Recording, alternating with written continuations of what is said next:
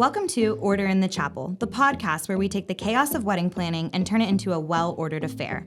I'm your host, Cece Lima, a wedding industry vet and luxury venue manager, here to guide you through every decision, detail, and dilemma.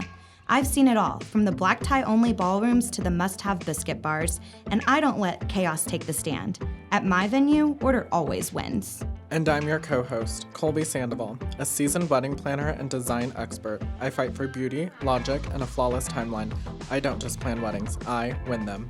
So whether you're a bride, part of the family, or deep in the vendor trenches, we're bringing you the structure, the solutions, and... let's be honest, the sass you need for a smooth wedding planning experience. So court is in session. Grab your binder. Honey, pour you a glass of wine. And let's take notes, because when you know, you know. Hey guys, welcome back to Order in the Chapel. I'm Cece Lima, your host. And I'm Colby Sandoval, your co-host. And today we are talking about seating charts from hell.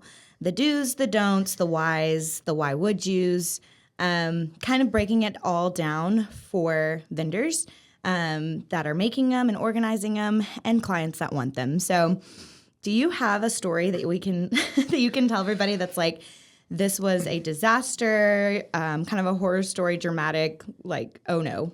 Yes. A couple years ago, and it's kind of funny because I refer to this story a lot, and I'll kind of get into like building the seating chart and getting into the story of why I'm so against seating charts, because it's a lot of work, and two, there's just a lot of things that you can't control. But when we're building a seating chart, it's like Anna Wintour at the Met Gala with the boards and the have a whole layout of the room, and we put green, that person can sit there, yellow is, and then red is like, we've got to move them. And so, I mean, just to build a seating chart, I swear it takes 2 weeks to 2 months, just depending on the size of the wedding. But I will never forget the week of a wedding, a bride called me and she said, my aunt and uncle are getting divorced and our family's divided. And I said, are you so serious? We spent so much money on doing a seating chart. And she was like, we've got to fix it. And so me and the girls stayed up tirelessly for 4 days straight trying to rework, because so-and-so can't sit by so-and-so now. And it was just like, I mean, we literally had to take this huge seating chart and throw it in the trash. And I never want to relive this, but I say no to seating charts, because even too, we've had clients that are like, oh, so-and-so just broke up with her boyfriend, he's not coming. And then we got to kind of tweak seating charts. But I will never forget, it was literally like we had to divide literally like families on opposite sides of the room, because it was just a whole thing. And even then, like the day of the wedding, there was still drama. There were still things going on. People literally came up to me and were like, we're not sitting at table 8 because our friends are sitting at, this family member sitting at table 10. Yeah. And so then they just moved. And I'm like, then that throws off everything. And I mean, I literally had clipboards and papers with like table 1, 2, 3 and who was sitting there, and meals. And that was another thing that was so stressful, is everyone did a chicken or a steak dinner. And so when you RSVP'd, and that was the whole purpose of the seating chart, so it was thrown off. I literally just remember walking to the trash can and throwing the whole clipboard in the trash, because I'm like, right, it's all wrong. And so we had to go around and maneuver, and it was the most hectic and chaotic thing. And so when clients are like, oh my God, I think and I'm like, no.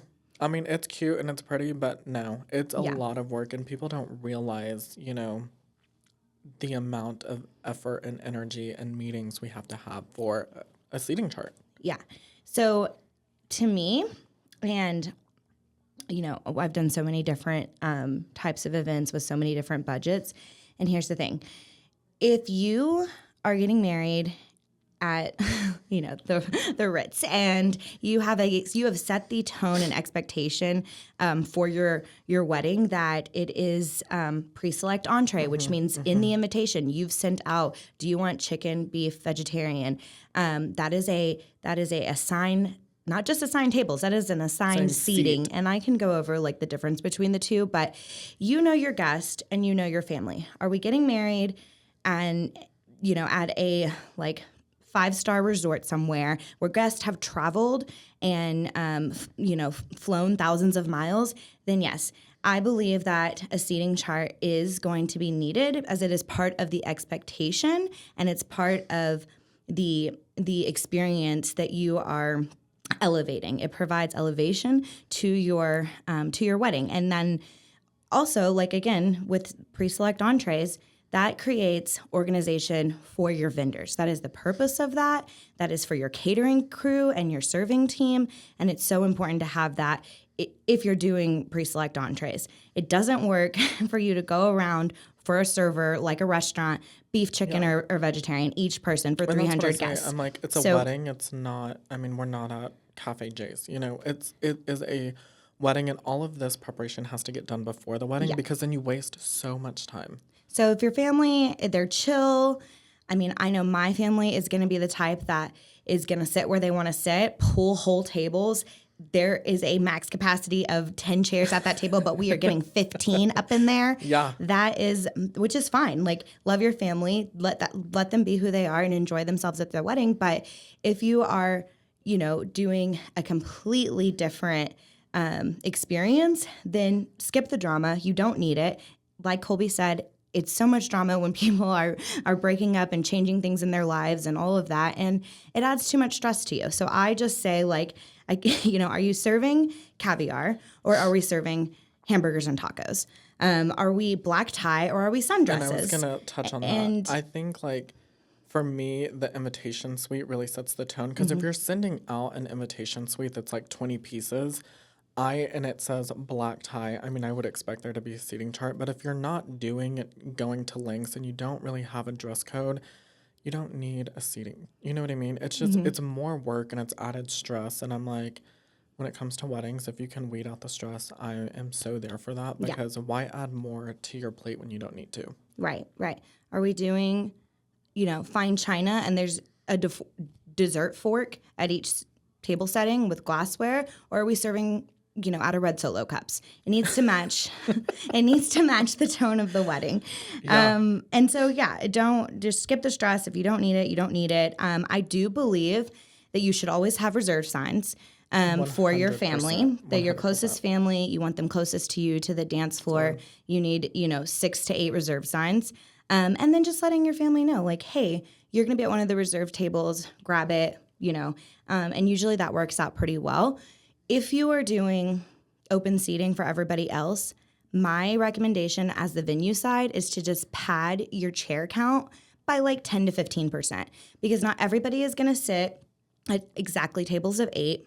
Not everybody, and again, like, they come with groups of, sizes and 15s and 16s and, all of that. So you want to have some extra chairs that it's able to move around if they want to, and it's not a big deal. So you definitely want to pad that number a little bit, and so that's something that you'll have to account for extra chargers and napkins and maybe some extra centerpieces if that's what you need. But it's going to help in the long run, because you're not making everybody sit exactly with who maybe they don't want to sit with, or they don't know, or and I've had weddings where they have a seating chart and it's beautifully designed and it looks appeasing to the eye, but it's not functional. So what would you say, like, from a design, because when seating charts come in, they don't come from me.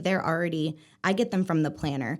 And if it's an assigned seating, chair number with their, chicken or beef and all that we would give to the caterer, that's something different. But it's usually the planner's job to turn all of this into the venue and the vendors. So what is, like, for a guest side of the seating chart, what is, like, a design that works the best for flow and for organization and for just legibility, so people know where they're going? And that is a great point, because I really want to touch on this, because nothing irks my nerve when I see a seating chart and it's not done correctly. Because what's going to happen is you have 250 people coming to your wedding, and that also can bottleneck, like, people trying to stop, and then that pushes your timeline behind, and then everything is behind because everyone's like, where are we sitting? So let me go over how to do, in my mind, a proper seating chart to just make it very fast and efficient. Please do not put table 9, Uncle John, Aunt Sally, cousin Rodney. No. Like, nobody has the time or the energy to go through all 26 of your tables, and then if Uncle Rodney is the first one to get to that seating chart, and then he has to go, and he's down at the bottom at 26. We just wasted 5 minutes because Uncle Rodney actually forgot his glasses, and he can't even read. And so he's, asking Aunt Susie over here, can you find our table? Or you've put them under their nickname and they're looking for their legal name. And their legal name, things like that. So it's like, when you're doing a seating chart, it needs to be in alphabetical order. So it needs to have put a really pretty A design, whether that be gold, acrylic, something that kind of pops out. And then A, B, C, D, E, F, you kind of get that gist. But and then their name and then dash what table so they're it at. needs to go by last name, and then you put a dash, and then you put the table number so that they can find it a lot easier by last name. Because when you try to do Table 9, Uncle Johnny and Aunt Sally and Cousin Reuben and Cousin Reuben's, no, nobody's got time for that. So doing that will literally take guests an hour to find their seat to 15 minutes. And it's also really important to do that too, because when you are getting catering orders, there's a way to do it alphabetically, and then you can transition that into tables. So I like to give both lists out. So if there's any confusion, they have that running list of names, and then we do, round table, and then we do chairs, and it has what they have. But if there's any confusion, there's 2 lists to go off of. But the best way is to do it alphabetically by last name. Do not try to do random, because it's just a lot of people don't know, and then they're scanning, and so that's the quickest. Alphabetical is the quickest, and the reason why you are giving a layout to your catering team is because inside the catering team there is individual teams that are going to handle the service of their table sections, and they need the layout. They need to, like you would at a restaurant, this is my section that I'm working here today from these 4 tables, and they'll run their team, but they pre-count at the tables, okay, that table 4 in my section has 4 beefs and 4 chickens. And so they're going to send their team out with that amount of each entree. And if you're doing assigned tables and assigned seating, the assigned seat, table 8 and seat 8, they need to have a little card that has that guest's name on it, and a little B for beef, or a little cute chicken in the corner, whatever it is, so that the server knows that's who's sitting there. I have the beef in my hand. I'm going to, put it in front of them.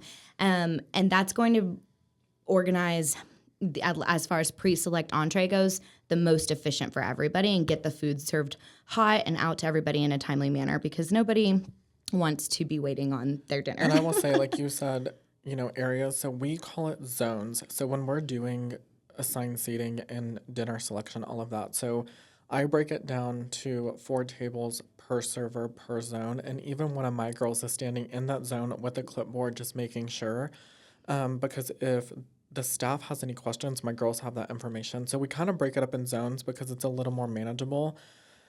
But even then too, like, you can do and prepare and stay up all night trying to make sure all of this is going to work. And it takes one person to not sit in the correct seat to screw up a seating chart. And it's also hard too. I also want to kind of touch on food. It's also hard because another problem that we run into with pre-selection is 6 months ago, you were like, oh my gosh, I want that steak. It sounds so good. And then you get there and you see the chicken plate and you're like, actually, I want the chicken truffle, whatever. And it's like, no, on my paper 6 months ago, you selected that you wanted steak and that's what you're going to get. And so you just have to be very careful, and you have to be very strategic about how you go about things, because the day of a wedding, people are trying to even change food order. And I'm like, we had to turn this in 60 days before the wedding, and what you pre-selected is what you're going to get. And sorry about you. But so it's just seating charts. And the thing is, like, you put in your invitations for them to choose their entree, 6 months, 3 months, whatever it is prior. So they're not going to remember that they ordered the beef or the chicken. On the catering side, again, coming from a catering background as well, you pad those numbers because you will have somebody that changes their order. And instead of like fighting with the guest or like making, you've made the exact number, every catering company, every chef, they are going to advise you that you pad your entree numbers for those things. And I mean, that's the best way because they're not going to remember what they ordered. And I also like when you are doing, let's say you're like, we're not doing that mess. We're not doing assigned seating. We're not doing entree. We're doing buffet service. Make it easy. Great. You still need table numbers. You still need table numbers because you are going to release tables. The DJ is going to announce table numbers. Colby or his team is going to go tap tables. We never, never, never, ever should be doing weddings without numbers. Cowbell open, buffets open. Never doing that. Yeah, no. And because then it's true. Like, then it's like the herd of people are like rushing, and it's like kids trying to be the line leader because they want to be the first in line. And it's like, actually, no, chill out. And the reason we do that too is because I have got to get all of my staff through to get all plates for bridal party, the bride and groom. We like to serve the parents and all of that. First. And then too, I like to send vendors because the vendors need to eat first so that when guests are eating, they're already done. But yeah, I don't like to really open up buffet for like free for all because then that bottlenecks everything. So it's like tapping tables or calling numbers. It just runs a lot smoother, and I think it runs a lot quicker and kind of cuts down on time of waiting because, I mean, waves of people is more manageable than having this long line to the other side of the venue. And it also just looks a lot better presentation-wise. And I've had at our venue, like, seating charts that were beautifully, adding to the theme. Again, like assigned seating and assigned tables and assigned seating is kind of the expectation for this wedding. That was expected. Everybody's in black tie. They might have past champagne and hors d'oeuvres going on. So the seating chart needs to be where you can see it, where your guests can like come straight into the reception or straight into the cocktail hour and spend some time looking for their name. Obviously not making it too long and too difficult, but the idea is that it's not in the ceremony, space or the foyer where they're doing the sign-in book, because they're going to see it and probably forget what their table number was at. Like, I really like how Madewell Estates is set up because it's like you have the whole ceremony space and then we've got to kick everyone out because we've got to flip the room. But it's nice to put that in a separate room in cocktail hour because then it draws everybody. And you kind of put it in, I don't want to say the furthest corner, but in a corner that's kind of close to where they're going to walk back into that's a good the reception.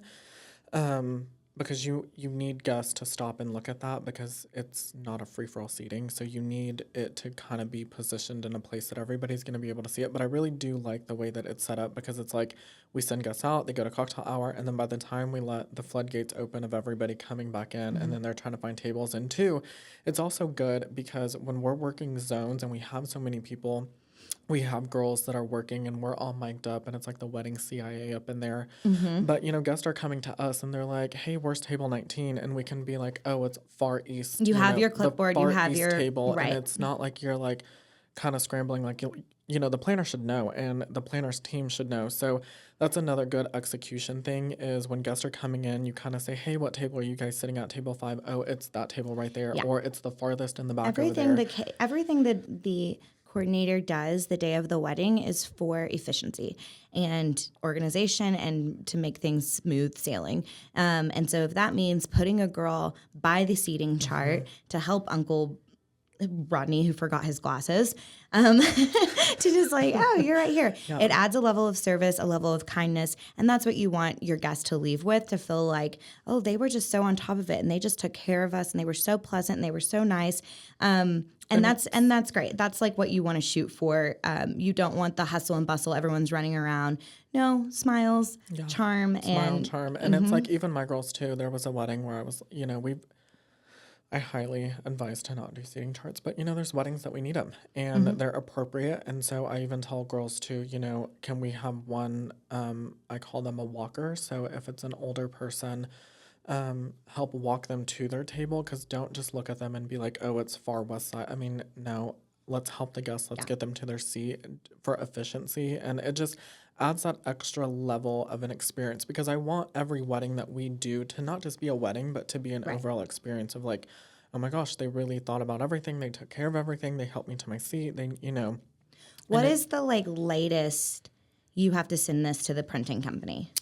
I like to send it 30 days before, because then we get it in and we can look at it and review it. And then I like the absolute latest, and it all depends on printing and material and all those things. But 2 weeks before, and your seating chart needs to be done. There is no edits, there's no changes. And there's clients where we have to hound and hound and hound and hound to get things. And I have to send emails, and I'm like, if I don't have this in my email tomorrow by 8 a.m., we can't do a seating And chart. so there's another thing, guys. If you are not a responsive bride, you're too busy, you've got so much school or work or whatever it is, that's completely fine. Don't do a seating chart because you are going to Stress yourself out. Yeah, and it's a level of time that you're going to have to commit to giving, not just the attention to the chart and where you want to put everybody, but turning those names into your planner because they need it in by a certain time to get it printed the way you want, because approved. it's not only do we have to get it printed and approved, I've got to get, have team meeting with my team so we can look at everything. I've got to turn that over to the venue. I've got to turn that over to catering. It's not just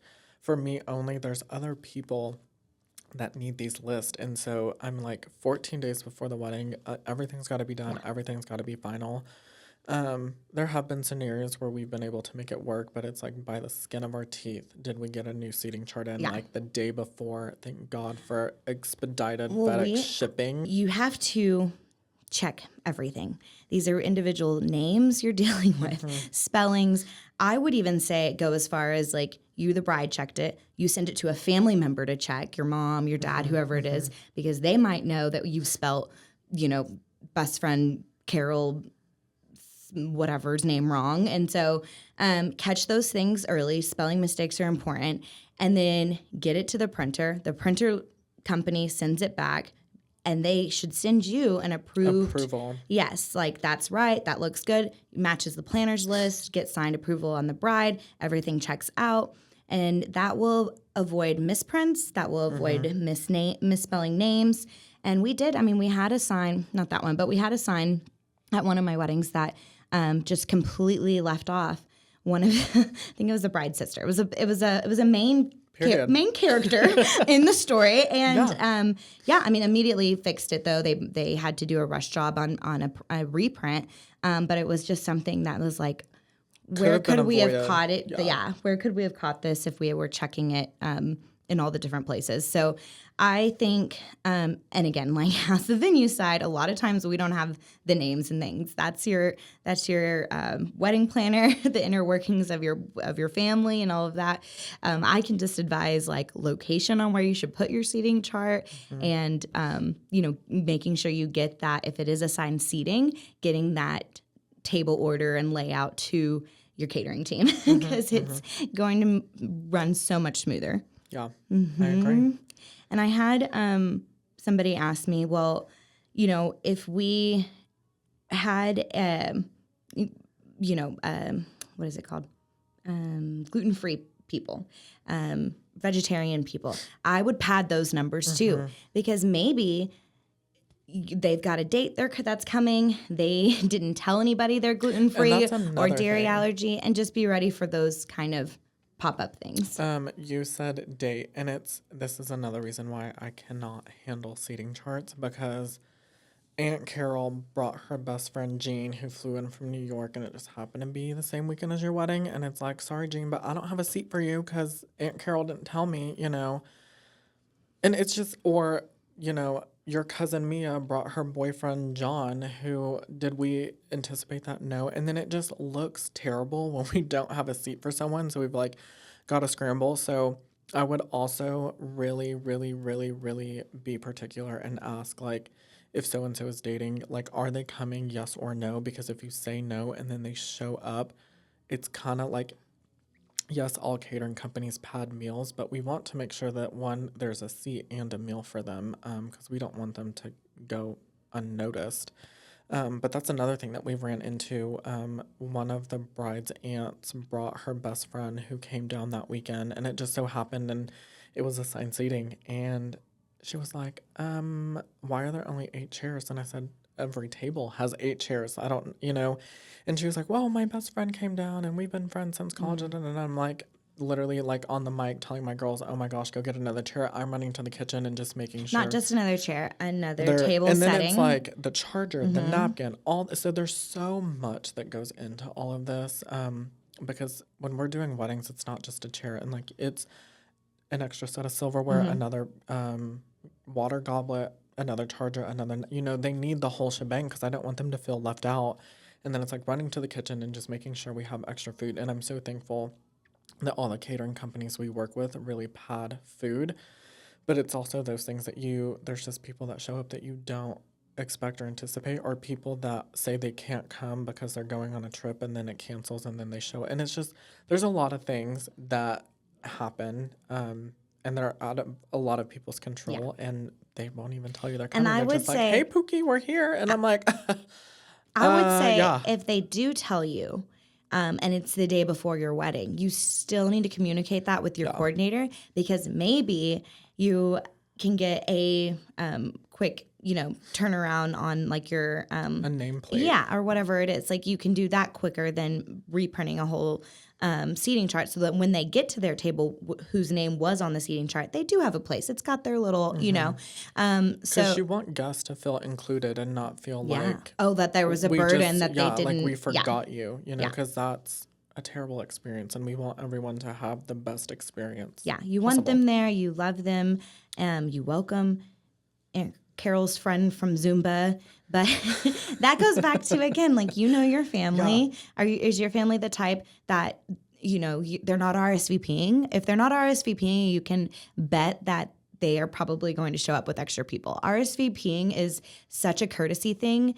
And if they're not giving you the courtesy to even let you know they're coming, they will definitely show up with other people. And I always say, too, like, and I'm so big about it with my family. I'm like, if somebody sends you something, you need to RSVP, because just being on our back end, we know why there needs to be RSVPs. There needs to be, that's for food count, that's for drink count, that's for, that even goes to chargers, napkins, how many, tiers of a cake I order for a client. It's not, these are the things that we need to think about. Yeah. You just decide, is a seating chart right for you? And maybe that's something we get into on our next topic, RSVPing, because I am the biggest hounder when it comes to RSVP. I mean, we do weddings, and I know people, and I'll literally see them at the grocery store, and I'm like, I haven't got your RSVP. Are you going, yes or no? Because if you don't RSVP, we're just going to mark it as a no, and just, Ooh, and I think it's important to RSVP your children. Absolutely. For sure. Let us know how many children are coming. Yeah. But that's a good idea. We should talk about that. We should talk about RSVP, because everyone knows. I'm the biggest stickler when it comes to that, because it's like, don't tell me you're not coming, and then another topic, because I could get on a whole rant about a all good the RSVP. different things to talk about at weddings. Yeah. Okay. So do you have anything else about seating charts? No, I think we hit the high points of when you should and when it's appropriate and when it's really not, and the purpose. Not needed. When it's just not needed. And table numbers are always needed. Always needed. I stressed how to organize a seating chart appropriately. So, I think that we've hit all of the points of why not, yes, no, all the things, and just given our best advice when it comes to seating charts, because they are, like you said earlier, seating charts from hell, because it gets tedious, and it gets tedious quick. Okay, so we will have our email, or our email is available, so you can email us if maybe you have an idea about a seating chart and you just want to run it by and be like, is this even like doable, a good idea? Or should we do it? Yeah. I have had a wedding actually at Arlington Hall, and it was a beautiful, huge wall, freestanding, and clip out butterflies, just butterflies everywhere. And then on the butterfly was the name and the table number they were sitting. It was so beautiful. Again, attendant needs to stand there because this wall is from end to end, and having someone spend all their time on the A's when their last name is a H or whatever, you've got to, So, anyways, if you just have like a creative idea and you're like, would this work? Just email us. We would love to advise you and help you and see what you're thinking. But also, as we continue to do new episodes all the time, send us ideas or topics that you want to hear about. If you're just shy and you're like, I don't really want to like ask anybody this question, we will bring it to the table. Absolutely. So that we can bring some order to everything. Order to the chapel. Because I'm like, and it was even today, I was on a phone call with a client and she was like, let me ask a dumb question. And then I, kind of let it, questions. Then she said it again, can I ask another dumb question? And I said, listen. In the wedding industry, there are no dumb questions because I would rather than you just kind of slide it under the table and not know because I want to give you all of my knowledge and I want to help you because I want everything to be successful. So please, come to us, DM us, send us an email. There are no dumb questions. We would love to help give you our best advice and guide you in a direction that is appropriate and can set you up for success. Next time we'll have a special guest that's going to educate us all on a little bit of their field and what they bring to the table as in the wedding industry. So I'm super excited about that. But follow us on socials because we do have our TikTok set up and Instagram, Facebook. It's on YouTube. And if you missed the first episode, that's up. Go and watch it. It's super funny. I love our intro so that you can kind of catch up going into this episode. So we're posting every Sunday? Yeah, every other Sunday. Every other Sunday. We'll record and then do especially, it might pick up later, but it's busy season right now in the middle of... in the middle of wedding season. So we're really trying to give, it our all to the attention to giving good content episodes that we can give and be educational and helpful. So right now that's every other Sunday that we'll do the videos. Stay tuned because it's a lot of fun. I've had a couple people reach out to me and they're like, oh my gosh, we watched the first episode. We can't wait to continue watching and listening because, just getting to learn that knowledge. And even vendors have texted and they're like, oh my gosh, we're so, to learn all the back end things. So super excited if you guys have any questions. I mean, that's what we're here for. Yeah. And we're working on a closing line, but I don't ever know how to put it in. But I mean, I think our closing line should be, if you know, if you know, you know. Yeah. If you know, you know. Because, now you know. You're learning. We're learning all the things about seating charts from hell and what you should not do with them. Yeah. And so now you know. If you know, you know. Okay, we will catch y'all next time. Thank you so much. Thanks, guys.